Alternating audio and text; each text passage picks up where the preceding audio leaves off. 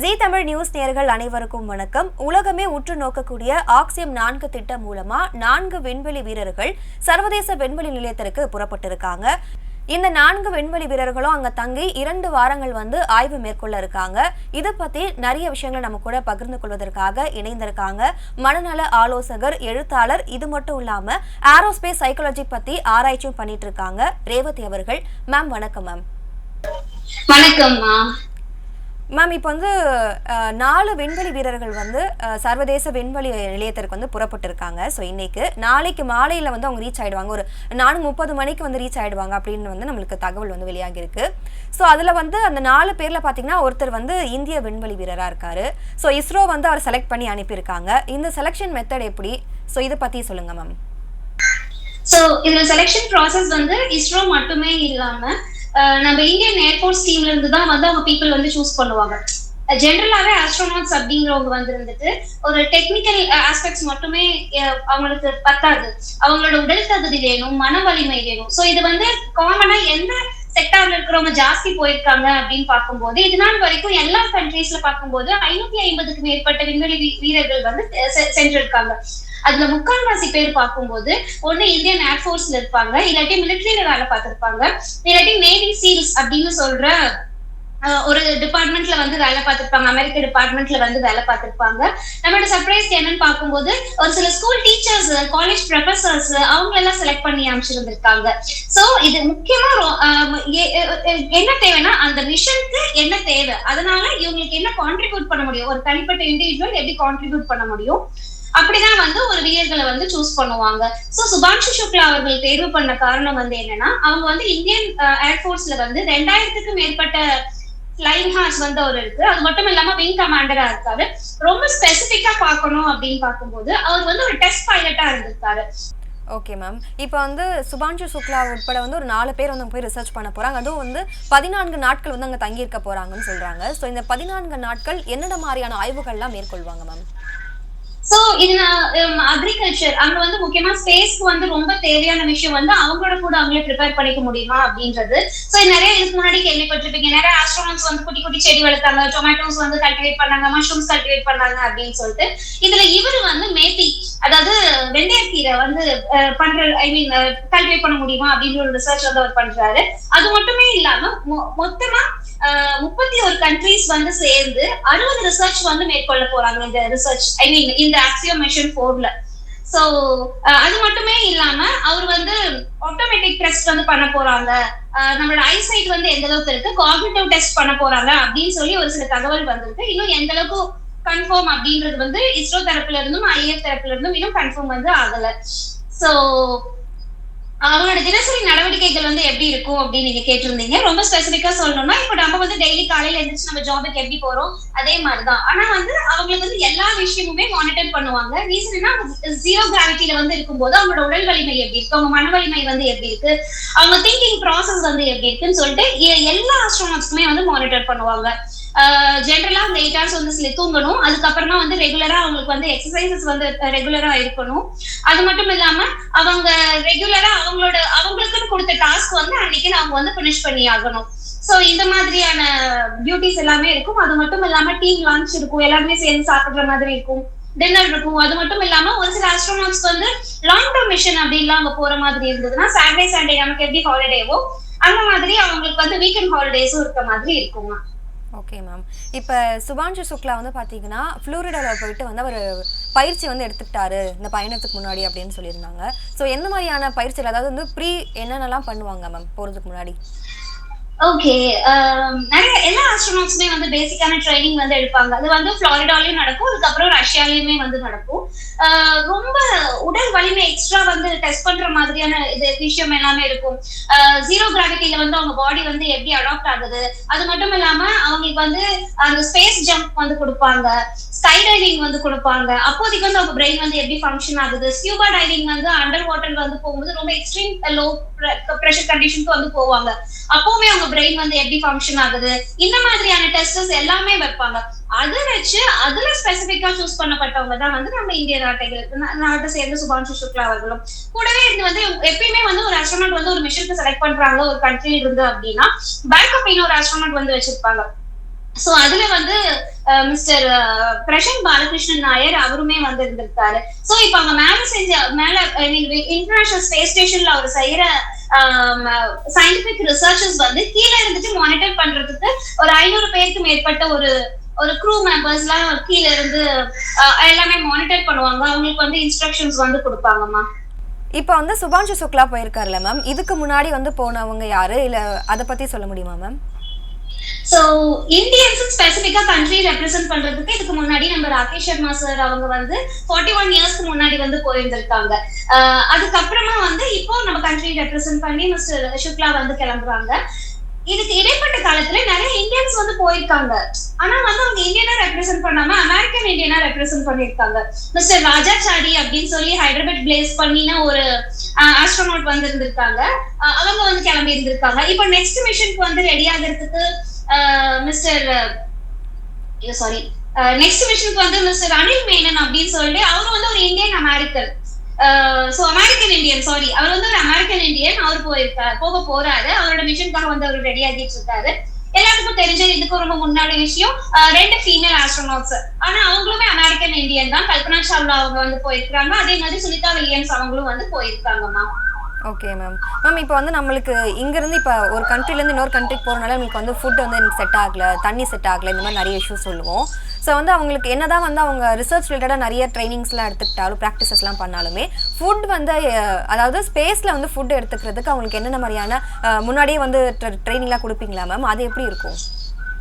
So ஜெனரலாவே astronauts வந்து இப்ப எப்பயுமே அவங்களோட ஒரு மூமெண்ட்டுமே இருந்துட்டு என்ன பண்ணணும், ஏது பண்ணணும், அந்த விஷயத்தை பத்தி ஃபுல் டீடைல்ஸ் வந்து inch by inch proper training கொடுப்பாங்க ஒரு குவாலிஃபைடு ட்ரெயினர் மூலமா. அவங்க பண்ற சயின்டிபிக் ரிசர்ச் ஆகட்டும், அதாவது agriculture based, health based, technological based, எந்த ரிசர்ச் ஆகட்டும் என்னென்ன பண்ணணும்னு சொல்லி ஒரு இன்ஸ்ட்ரக்ஷன்ஸும் வந்து அவங்களுக்கு கிரவுண்ட்ல இருந்து வந்து கிடைச்சிட்டு தான் இருக்கும். அதே மாதிரி ஃபுட்டுமே பிளேஸ் அன் இம்பார்ட்டன்ட் ரோல். எப்பயுமே ஃபுட் வந்து ஒரு இமோஷன் கூட கனெக்ட் பண்ணுவோம்ல, அதே மாதிரி ஒரு 14 டேஸ் மிஷன் இல்லாட்டி ஒரு லாங் டர்ம் மிஷன் போற மாதிரி இருக்கும்போது கீழேயே அவங்களோட ஃபுட் வந்து டேஸ்ட் பார்ப்பாங்க. ஃபுட் டேஸ்டிங் அப்படின்னு சொல்லி ஒரு செஷன் வந்து அவங்களுக்கு நடக்கும். என்னென்ன மாதிரி ஃபுட் வந்து உங்களுக்கு ப்ரிஃபரன்ஸ் கிடைக்கும் அப்படின்னு சொல்லிட்டு. இப்ப ஸ்பேஸ்ல வந்து எல்லாமே 0 கிராவிட்டில மைக்ரோ கிராவிட்டி வந்து ஃப்ளோட் ஆகிட்டு இருக்கும்போது அங்க லிக்விட் ஐட்டம்ஸ் எதுவுமே எடுக்கவே முடியாது. எல்லாமே வந்து ஒரு பவுச்ல நீங்க ஒரு ஸ்ட்ரா போட்டு உரியிற மாதிரி அப்படிதான் வந்து இருக்கும். இது நம்ம சுபான்ஷு சுக்லா வந்து ஒரு கேரட் ஹல்வா, மூங் தால் ஹல்வா, அந்த மாதிரி ஸ்வீட் ஐட்டம்ஸ் எல்லாம் சூஸ் பண்ணிருக்காங்க அப்படின்னு சொன்னாங்க. இனி அவர் என்னென்ன பண்ண போறாருன்னு சொல்லிட்டு இன்னும் அப்கமிங் டேஸ்ல அங்க போயிட்டு நிறைய நமக்காக போட்டோஸ் அண்ட் வீடியோஸ் எல்லாம் அனுப்புவாங்க கண்டிப்பா. சோ அது மூலமா வந்து நம்ம தெரிஞ்சுக்கலாம். இன்னொன்னு வந்து food place an important role. இப்போ ஒரு போறதுக்கு அப்புறமா he is a real time hero to inspire the millions of children across India, right? உங்களுக்கு ஞாபகம் இருக்குமான்னு தெரியல, அந்த காலத்துல இந்த பாப்பாய் ஷோ அப்படின்னு சொல்லி ஒரு கார்ட்டூன் ஒரு ப்ரோக்ராம் இருக்கும். அப்போ வந்து பாப்பாய் வந்து நிறைய ஸ்பினாச் சாப்பிடுறதுனால அந்த அது பார்த்துட்டு இருக்கிற எல்லா குழந்தைங்களுக்கும் நிறைய ஸ்பினாச் வாங்கி சாப்பிடணும் அப்படின்னு சொல்லி அந்த டைம்ல கீரையோட சேல்ஸ் வந்து ரொம்ப அதிகமாச்சு. குழந்தைங்களும் கீரை அதிகமா சாப்பிட்டாங்க அப்படின்னு சொன்னாங்க. சோ இந்த வாட்டி இவர் என்ன பண்ண போறாரு அப்படின்றது ரொம்ப சர்ப்ரைசிங்கா தான் இருக்கு. அங்க வந்து ஃபுட் வந்து ஷேர் பண்ணிக்குவாங்க. இன்னொன்னு வந்து கிராஸ் கல்ச்சரலா மத்தவங்க ஃபுட் வந்து டேஸ்ட் பண்ணுவாங்க, கண்ட்ரி வந்து அப்ரிஷியேட் பண்ணுவாங்க. சோ இது எல்லாமே இருக்கும். சோ ரொம்ப ஸ்பெசிபிக்கான விஷயம் அப்படின்னு பார்க்கும்போது எல்லா ஆஸ்ட்ரோநாட்ஸ்க்குமே இது வரைக்கும் நான் ரிசர்ச் பண்ண வரைக்கும் பார்க்கும்போது எல்லாத்துக்குமே காமனா இருந்த ஒரு குவாலிட்டி வந்து என்ன, they have an extreme patriotism. தேசத்து மேல அவ்வளோ ஒரு தீராத ஒரு லவ், ஒரு பற்று இருந்தது. இன்னொன்னு வந்து அவங்க எந்த விஷயம் ஸ்டார்ட் பண்ணாலும் ரொம்ப டெடிகேட்டடா பண்ணணும், டாஸ்க்ல மட்டும்தான் அவங்க வந்து ஃபோக்கஸ் அதிகமா இருக்க மாதிரி இருக்குமா. ஓகே மேம், இப்போ நீங்கள் சொன்ன மாதிரியே வந்து நிறைய கிட்ஸ்க்கு வந்து இப்போ பார்த்து ரொம்ப இன்ஸ்பைரிங்காக வந்து நானும் ஆஸ்ட்ரோனட் ஆகணும், ஸோ ஸ்பேஸ் ரிசர்ச் ரிலேட்டடாக போகணும் அப்படின்னு சொல்லி இருக்கு. ஸோ அந்த மாதிரி இருக்கும்போது பேரண்ட்ஸ் என்னெல்லாம் ஸ்டெப்ஸ் எடுக்கலாம் மேம்?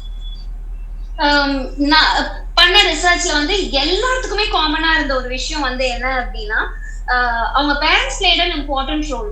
உன்னால முடியும் எந்த ஒரு விஷயமுமே. இப்போ சின்ன வயசுல வந்து ஊர் காசிப் பேசாம, மத்த நெகட்டிவ் விஷயம் வந்து பேசாம, நம்ம குழந்தைங்களுக்கு வந்து வாழ்க்கையில என்ன தேவை, உன்னால இந்த நாட்டுக்கு என்ன நல்லது நடக்க போகுது, நீ உனக்காக என்ன நல்லது பண்ணிக்க போறன்றது 2 விஷயமும் சேர்ந்துதான் வந்து சொல்ற மாதிரி இருக்கணும்.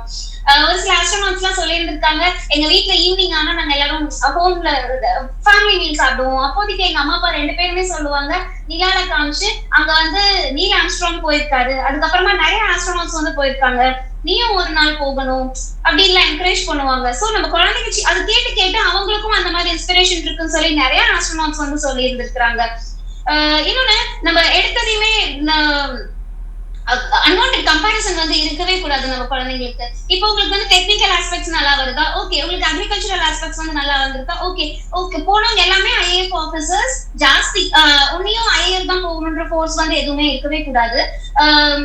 நமக்கு உண்டான ஒரு நல்ல ஆப்பர்ச்சுனிட்டி, நம்ம எந்த ஃபீல்ட்ல இருக்கோமோ அதுல வந்து ரொம்ப ப்ராமிசிங்கான ஒரு ரிசர்ச் பண்ணோம். அதுவும் இப்போதைக்கு எதுல ஆப்பர்ச்சுனிட்டி அதிகமா இருக்குன்னா stem, science, technology, engineering, medicine. இதுல நீ என்ன வேணாலும் நம்ம சூஸ் பண்ணிக்கலாம். அதுல வந்து நீ எப்படி பெட்டரா பெர்ஃபார்ம் பண்ற, அதுல வந்து என்ன குவாலிட்டியான ரிசர்ச் பண்றோம், அதனால எவ்வளவு பேருக்கு எவ்வளவு பெனிஃபிட்ஸ் இருக்கு, இதனால ஸ்பேஸ் ரிசர்ச்க்கு என்ன பெனிஃபிட்ஸ் இருக்கு அப்படின்றது வந்து நம்ம யோசிக்கிறோம்.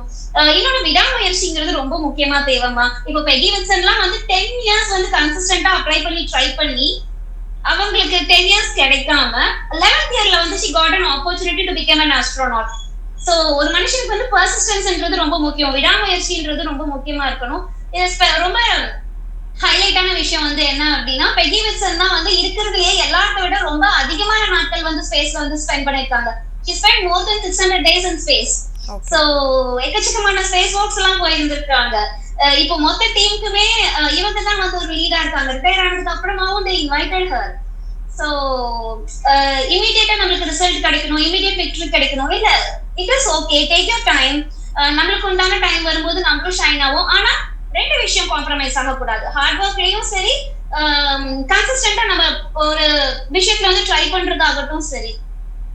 ஓகே மேம், கண்டிப்பா நீங்க சொன்ன மாதிரி அது எல்லா விஷயத்துக்குமே வந்து ஃபாலோ பண்ணணும்ல மேம். நீங்க கண்டிப்பா. எஸ் மேம், நீங்க ஆஸ்ட்ரோனாட் ரிலேட்டடா ஒரு புக் எழுதிருக்கீங்களா மேம், அதை பத்தி சில வார்த்தைகள் சொல்றீங்களா? ஓ, தேங்க் யூ. நான் இப்போ ரீசெண்டா மே மந்த் வந்து பப்ளிஷ் பண்ணேன், ஆஸ்ட்ரோநாட் ஸ்பேஸ் அண்ட் சாலிட்யூட் அப்படின்னு சொல்லிட்டு. ஆஸ்ட்ரோநாட்ஸ் வந்து தனிமையில் இருக்கும்போது அவங்களோட எண்ணங்கள் வந்து என்னென்னவா இருக்கும் அப்படின்னு சொல்லிட்டு 101 வார்த்தையில எக்ஸாக்டா 101 ஆஸ்ட்ரோநாட்ஸோட லைஃப் வந்து எழுதி இந்தியா புக் ஆஃப் ரெக்கார்ட் இப்ப எனக்கு கிடைச்சிருக்கு. சோ இதுக்கு ரொம்ப இன்ஸ்பைரிங்கான மூமெண்ட் வந்து என்ன அப்படின்னா, நான் ஒரு 2 இயர்ஸ் முன்னாடி ஒரு ஏர் எக்ஸ்போ போயிருந்த போது எனக்கு ஒரு 2 astronauts, UAE based astronauts, mister Hazza and mister Alneyadi, அவங்கள பாக்குறதுக்கு உண்டான ஒரு சான்ஸ் கிடைச்சது. பாக்கிறதுக்கு மட்டும் சான்ஸ் இல்லாம அவங்க கூட கொஞ்ச நேரம் இன்டராக்ட் பண்றதுக்கு எனக்கு ஒரு சான்ஸ் கிடைச்சது. லைஃப்ல ஒரு பெஸ்ட் மூமெண்ட் அப்படின்னு சொல்லலாம். அப்போ வந்து அவங்க சொன்னாங்க, நீங்க ஏன் ஏவியேஷன் ரிசர்ச் பண்றீங்க, ஏன் ஏரோஸ்பேஸ் சைக்காலஜில பண்ணக்கூடாது அப்படின்னு சொல்லி கேட்டாங்க. சோ ஆஸ்ட்ரோநாட்ஸ் வந்து லாங் டேர்ம் மிஷன்ல வந்து அவங்களோட பேபி நான் சைக்காலஜிக்கல் பேக்ரவுண்ட்ன்றதுனால அவங்களோட தனிமை வந்து எப்படி இருக்கும், என்ன மாதிரி தாட்ஸ் இருக்கும், அதெல்லாம் அவங்க வந்து எப்படி ஹேண்டில் பண்ணிக்குவாங்க அப்படின்ற ஒரு புத்தகம் வந்து எழுதி இப்போதான் பப்ளிஷ் பண்ணியிருக்கேன். ஆமா. So yeah. So super ma'am. So நீங்கள் வந்து இப்போ ஏரோஸ்பேஸ் சைக்காலஜிஸ் அது ரிலேட்டடாக ரிசர்ச் பண்ணிட்டு இருக்கீங்கன்னு சொன்னீங்க. ஸோ அது சார்ந்த சில எக்ஸ்பீரியன்ஸ் சொல்கிறீங்களா? அவங்களோட மனநிலை எப்படி இருக்கும், அது சரி பண்ணணும்னா வந்து அவங்க எப்படி யார்கிட்ட ஹெல்ப் கேட்பாங்க, ஸோ அதை பற்றி மேம் சொல்கிறீங்களா? ஓகே, ஆஸ்ட்ரோநாட்ஸோட பீரியடே வந்து இது சம்திங் லைக் ரொம்ப டெடிகேட்டடா ஒரு தவமான ஒரு வாழ்க்கை மாதிரி தான் இருக்கும். ரொம்ப டெடிகேட்டடா ஒரு ரொம்ப ஹை ரிஸ்க் இல்ல, ஒரு ஐஏஎஃப் ஏர்ஃபோர்ஸ்ல இருக்கட்டும், இல்லாட்டி ஒரு நேவி ஆகட்டும், இல்லாட்டி மிலிட்டரி ஆகட்டும், சீல்ஸ் ஆகட்டும், எல்லாமே ரொம்ப டெடிகேட்டடா ஒரு விஷயமா இருக்கிற மாதிரி ஒரு ப்ரொஃபஷன். சோ இதுல வந்து நெவர் கிவ் அப் ஆட்டிடியூட் இருக்கிற மாதிரி இருக்கணும். சம்டைம்ஸ் எல்லா ஆஸ்ட்ரோநாட்டும் காமனா நான் பார்த்த இன்டர்வியூஸ் ஆகட்டும், அவரோட நியூஸ் பேப்பர் ஆர்டிகல் ஆகட்டும், எல்லாத்துக்குமே காமனா இருக்கிற ஒரு விஷயம் வந்து என்னன்னா, it is okay we feel low. அந்த டைம்ல கரெக்டான பீப்புள் நம்ம கூட இருந்து உன்னால முடியும் கைட் பண்றதுக்கு உண்டான ஒரு சில ஸ்பேஸ் வந்து வேணும்ல. இப்போ நம்ம சுபான்ஷி சுக்லா அவங்க கூட இருந்துட்டு கேமராக்கு முன்னாடி அவங்க வைஃப் பத்தி ஒரு மாதிரி இன்ஸ்பைரிங்கான ஒரு மாதிரி ஹார்ட் வார்மிங்கான ஒரு போஸ்ட் வந்து போட்டிருந்தாங்க. ரொம்ப அழகா எழுதியிருந்தாங்க, நீ இல்லாம இது எதுவுமே பாசிபிள் இல்ல, நீங்க இல்லாம இது எதுவுமே பெருசான அர்த்தமும் இல்ல அப்படின்னு சொல்லி ஒரு பியூட்டிஃபுல்லான ஒரு கோட் வந்து அவங்க மென்ஷன் பண்ணியிருந்தாங்க. So it is all about human love is mandatory. We work with we work on technical aspects, we work with machine, but we are human being at the end of the day. Emotional touch இருக்கும்ல ma'am. Of course, yes. ஏன்னா வந்து ரொம்ப காம்ப்ளிகேட்டடான என்வாயர்மெண்ட்ல கொண்டு போயிட்டு உங்க 0 டிகிரில வந்து உங்களுக்கு 0 டிகிரில உங்களை நிறைய விஷயத்துக்கு டாஸ்க் எல்லாம் பண்ண வைக்கும் போது, ஸ்கை டைவ் பண்ணும்போது அப்போதைக்கு நிறைய ஆக்டிவிட்டிஸ் எல்லாம் பண்ணும்போது, ஸ்கூபா டைவிங்னால டீப் சீக்குள்ள போகும்போது நம்ம பிரெயின் நார்மலா ஃபங்க்ஷன் ஆகாது. It gets exhausted some time.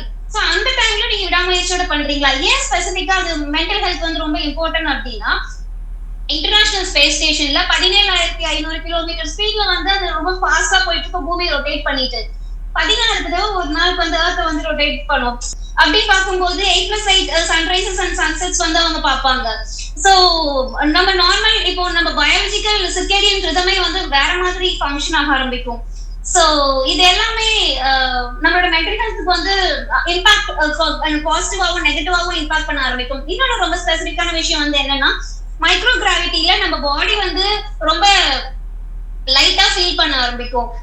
we don't feel any weight in our body. ஆனா அப்படியே நம்ம கிரவுண்டுக்கு வந்ததுக்கு அப்புறமா நம்ம போனோட மாசும் மசிலோட மாசும் வந்து குறைய ஆரம்பிக்கும். இது வரைக்கும் எனக்கு தெரிஞ்ச ஒரு 2 மைக் மாசுமனோ அப்படின்னு சொல்லி அவரும் இன்னொரு ஆஸ்ட்ரோநாட்டும் வந்து சொல்லி இருந்திருக்காங்க. அவங்களுக்கு மட்டும் தான் போன் டென்சிட்டி மெயின்டைன் ஆச்சு, அப்புறம் இன்க்ரீஸும் ஆயிருக்கு. மத்த எல்லா ஆஸ்ட்ரோநாட்டுக்கும் காமனானது போன் டென்சிட்டி வந்து குறைஞ்சிருக்குது.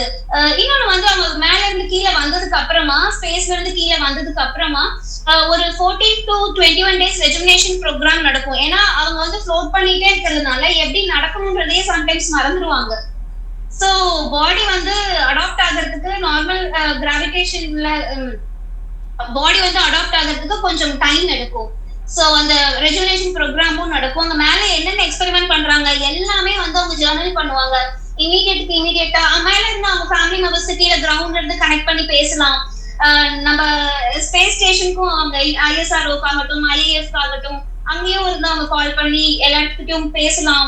நிறைய ஸ்டூடெண்ட்ஸ் இங்க இருந்து நிறைய கொஸ்டின்ஸ் எல்லாம் கேட்டிருக்காங்க. யூஎஸ்ல ரஷ்யன்ஸ்ல அவங்க ஜாப்பனீஸ் எல்லாம் போகும்போது இது எல்லாமே நடந்தது. ஈவன் நம்ம கல்பனா சாவ்லா போகும்போது கூட நம்ம former prime minister mister Gujral sir அவங்களும் பேசி இருந்திருக்காங்க, சுனிதா இருந்தபோதும் பேசி இருந்திருக்காங்க. சோ இது எல்லாமே இருக்குமா மேம்?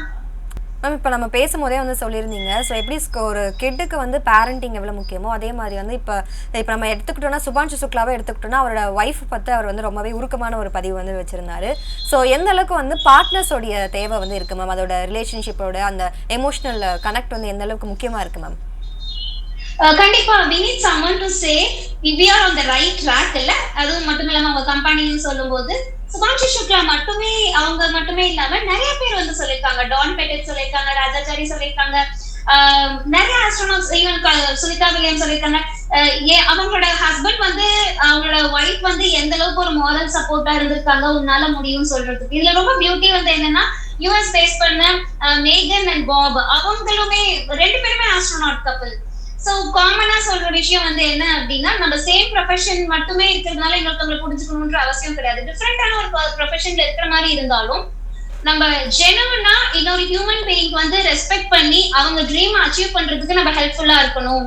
மைக்கேல் ஹாப்கின்ஸ் அப்படின்னு சொல்லி ஒரு ஆஸ்ட்ரோநாட் வந்து சொல்லி இருந்திருக்காங்க, காலேஜ் படிக்கும் போது எனக்கு ஆஸ்ட்ரோநாட் ஆகணும்ன்ற ட்ரீம் இருந்தது.